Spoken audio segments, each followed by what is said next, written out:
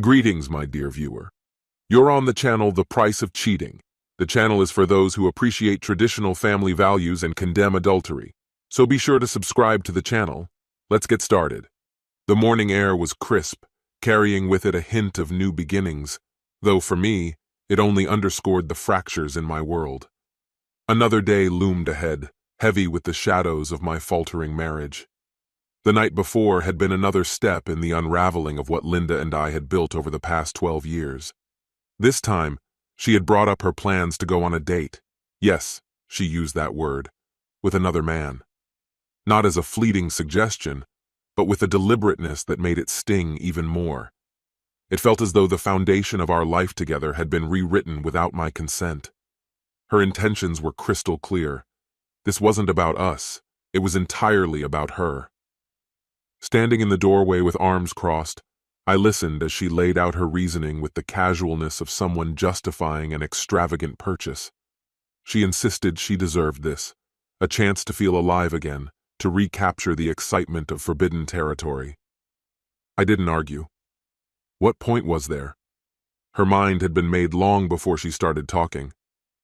"You're okay with this, aren't you, Ron?" she asked, her voice a strange mix of hope and hesitation. Her eyes locked onto mine, searching for approval. I let the silence stretch, finally replying in an even tone. "Linda, you've already decided. I can't stop you. You're your own person." She blinked, momentarily thrown by my calmness. After a beat, I added, "Of course I mind. But I know you. When you've made up your mind, nothing changes it. What choice do I have?" Her shoulders eased, almost as if my words had validated her decision. "I love you, Ron," she said softly, a faint smile forming. "I'll make it up to you. You'll see." My jaw tightened. "So you know it's wrong then?" I asked quietly. Her brow furrowed. "What do you mean by that? Do you think our parents would be okay with this? What you're doing?" My voice was steady, cutting through the growing tension. Linda didn't answer. Her gaze fell, and the silence between us grew heavier. I leaned in closer, lowering my voice. "You know it's wrong, Linda. You just don't want to admit it." She fumbled for a response, her tone defensive. "But you said I could do it, Ron." I shook my head firmly. "No, I didn't. I said I can't stop you. That's not the same as agreeing to it." The weight of my words settled between us, undeniable. Her posture shifted, her arms crossing in defiance. "I thought you'd understand." "I do understand," I said, my tone cutting but calm. "I understand you're searching for something new, something thrilling. What I don't understand is why it has to come at the cost of us. Why you'd choose someone else over me." Her silence was deafening. Finally, I asked, "By the way, what's his name?" "It doesn't matter," she muttered, barely audible. I let out a bitter laugh. "It matters, Linda. Whoever he is, he's going to change everything." After a pause, I added, "Just know this. I don't want you to go, but this date, it won't come without consequences." "What kind of consequences?" she asked hesitantly. "You're not just beautiful, Linda, you're smart. You've always been smart, and I've told you that 1,000 times," I said, my eyes narrowing. "But intelligence means being responsible for what happens because of your choices." Her face hardened, defensive. "You're bluffing. You love me. You've always given me what I wanted." I stayed composed, my voice steady. "I can't stop you from making a mistake, Linda, but I can warn you. This time, you're on your own." With that, I grabbed my keys and left the room before she could respond. By Thursday evening, I made a decision. As Linda prepared for her night out, I quietly packed my things and moved into the guest room. She caught me midway, disbelief dripping from her voice. "What are you doing, Ron?" "Moving out of our bedroom," I replied coolly, not looking up. Her tone fluctuated between anger and mockery. "Are you seriously throwing a tantrum?" I ignored her, focusing on hanging my clothes in the guest room closet. My silence spoke louder than any argument. The next morning, I woke early, determined to reclaim a shred of control. I treated myself to a visit to a high-end salon, where I got a fresh haircut and beard trim, even indulging in a manicure. At a nearby clothing store, I picked out a sharp navy blazer, a crisp white shirt, and tailored trousers. I wasn't going to look like the man who passively waited for life to happen anymore. Later, I cleaned my car until it gleamed, a reflection of the person I intended to become, someone ready to face the fallout of Linda's choices. When I returned home, she was descending the stairs in a tight black dress I'd never seen before, a bold statement of her intentions. She paused, clearly waiting for a reaction. I gave her none, my expression unreadable. "Damn it, Ron," she said, frustration mingled with desperation. "You look good. Where are you going?" "Out," I replied flatly. "Out where?" she pressed. "Just out. Did you expect me to sit here while you meet him?" I shook my head slowly, my gaze sharp. "I thought you were smarter than this." Her face flushed, but she held her composure. "Fine, I'm going. Don't let your ego ruin this."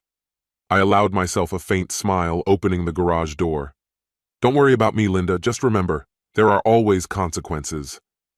Without another word, she left, her car disappearing down the road. I grabbed my own keys.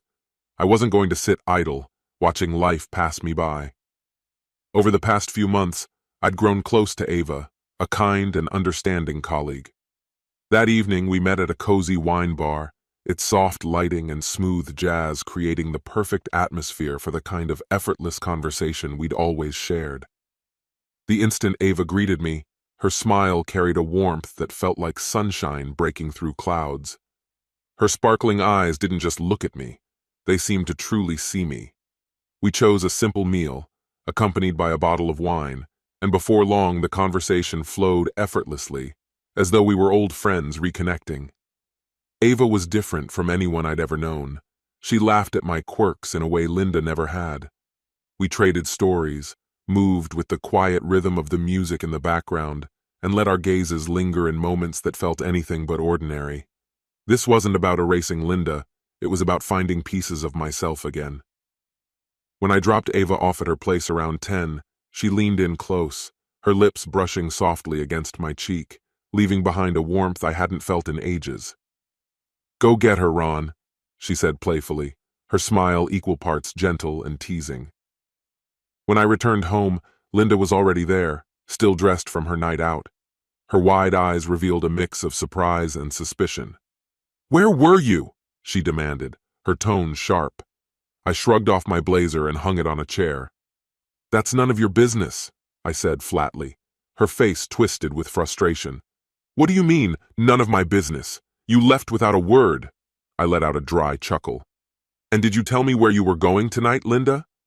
She froze for a moment before anger surged to the surface. Should I ask if she used protection, or should I just stop caring altogether? "Because I'll never touch you again. Honestly, it doesn't matter to me what you did or who you were with." Her voice cracked under the weight of disbelief as her mouth trembled. "Who is she?" "Her name's Ava," I replied, keeping my voice calm. "And if you think marriage is about dressing up for someone else, I figured I'd see how it felt to do the same. The only difference is, I'm upfront enough to tell you her name." Her expression crumbled as tears filled her eyes. "You're just trying to hurt me, aren't you? You want me to feel jealous?" Her voice wavered, trembling. I shrugged again, my tone detached. "I'm just giving you the honesty you've given me." The tears broke free, leaving dark streaks down her cheeks. "Ron, I'm sorry," she whispered, her voice breaking into sobs. "I never thought it would come to this." I shook my head, the weight of disappointment sinking into my chest.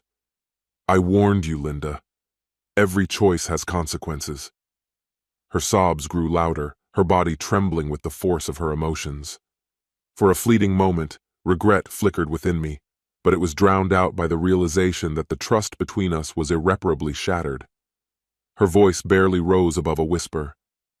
"What happens now?"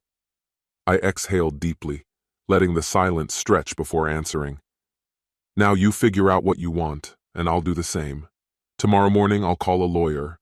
We'll divide everything and move on." Her muffled cries followed me as I climbed the stairs to the guest room. There was nothing left to say. The night had drawn a hard line in the sand, and crossing back was no longer an option. The next morning, sunlight seeped through the guest room curtains, pulling me from restless sleep. The events of the previous night felt fresh, vivid, and inescapable. I knew I had to move forward, though anger still churned beneath the surface, fueling my resolve.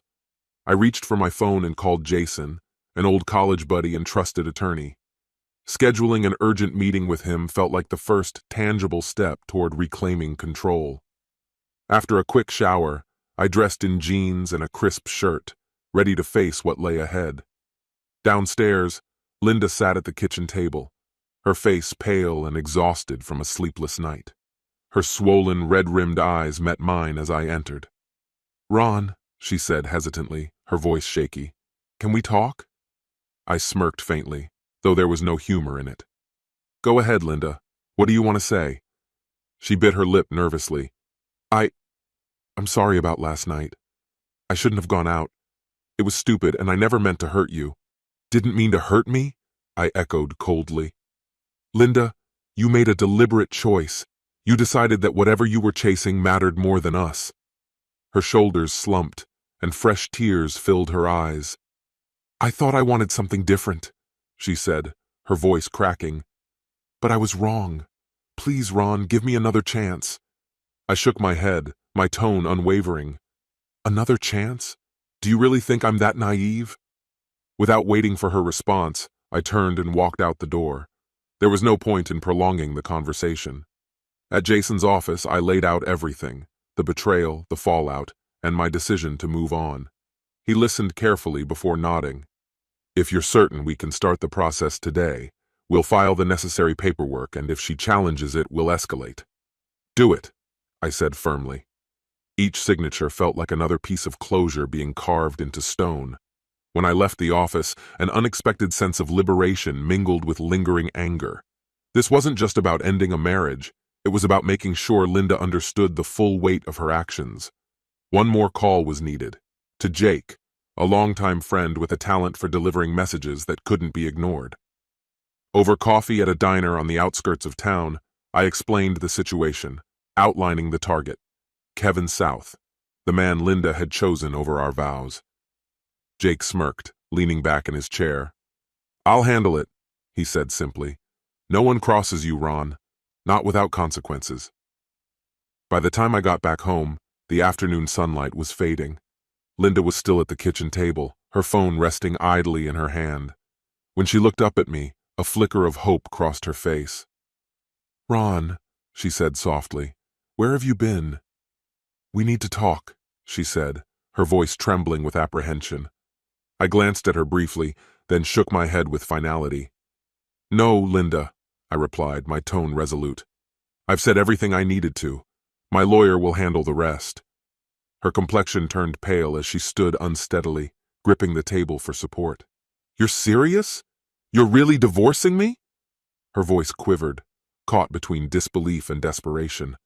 I gave her a measured, icy smile. "Yes," I said firmly, "and there's more." Her face twisted in confusion, her eyes searching mine for answers. "What do you mean by that?" she asked, her voice sharp with unease. Ignoring her question, I stepped past her, snatching my keys from the counter. "You'll find out soon enough," I said coolly, leaving no room for debate. That night, I parked a few blocks away from Kevin South's apartment complex. I needed to see it with my own eyes. It didn't take long. Jake and his crew were efficient. Kevin's car sat in the parking lot, or what remained of it. Shattered glass littered the ground, the tires were slashed, and the paint was scraped away in jagged streaks. But the interior was the true masterpiece. Every surface was coated with an unholy mix of glue, baby powder, and other grotesque materials. It was clear that Kevin wouldn't be driving anywhere for a long time. From my vantage point, I watched as he emerged from the building. His confident stride faltered when he saw the wreckage. He froze, his jaw slack, his face a mask of disbelief. I saw his expression shift from shock to anger as he fumbled for his phone, no doubt to call the police. But I wasn't concerned. Jake's team was meticulous, leaving no evidence to trace back to me.